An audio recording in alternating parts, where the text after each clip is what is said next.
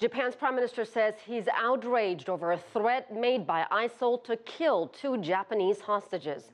The terror group posted this video online demanding $200 million for the release of the men. ISIL gave the country a 72-hour deadline. Shinzo Abe called the threat an unforgivable terrorist act. He also canceled the remaining events scheduled on his 6-day visit to the Middle East to devote his attention to the hostage situation. And joining us to talk more about the unfolding situation is Majid Rafizadeh. He's the president of the International American Council and joins us from Harvard University. So, Majid, Japan is a pacifist country, hasn't participated in airstrikes targeting ISIL, but did pledge $200 million in non-military assistance. So is that why it's being targeted by ISIL? That's a great point, Asya. I don't think that's the only reason. There are different reasons. The Islamic State, or ISIS, they oppose basically any government which has secular constitution.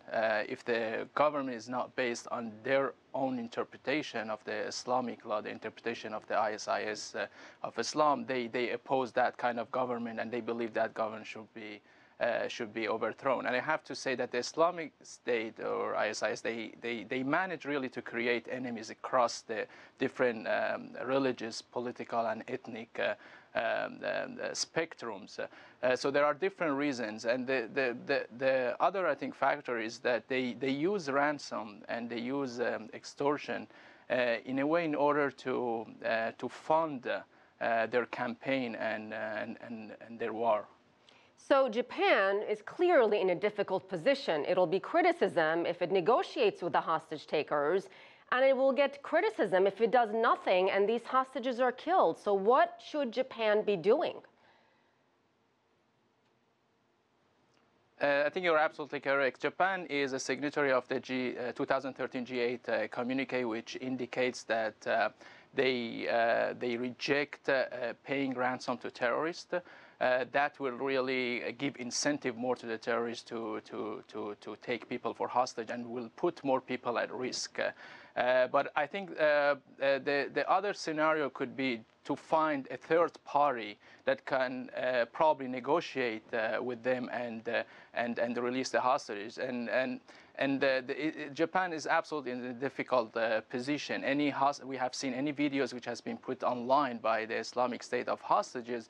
They rarely release those hostages. The American journalist James Foley was the first one, and most of them, they have been beheaded. So I think Japan is in a very difficult situation. And if you talk to the Japanese public, if you had to guess, what do you think they want to see happen here? Do you think they would support the Japanese government negotiating with the terrorists to win the release of these 2 men?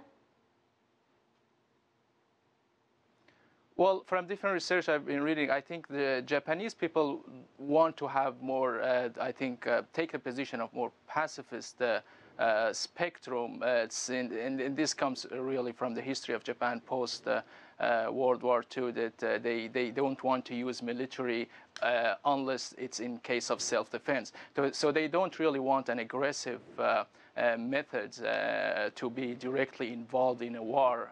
This is what I'm cognizant of, but I'm not sure if they really want the government to pay the money and bring the hostages back. So Majid, they absolutely, I think they want the hostages to come home safe. So why are we just now learning about these hostages? And do you think there are other hostages that ISIL is holding on to that we don't know that they're there?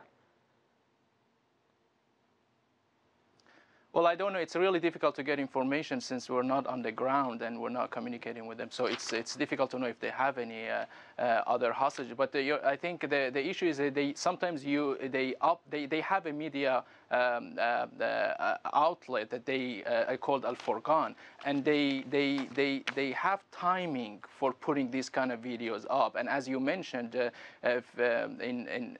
Japanese Prime Minister in Cairo, he pledged to pay $200 million for creating humanitarian corridors for people who've been victims of the ISIS attack. So they put up the video a few days after. So they have some tactics and strategies when to really to publish these kind of videos.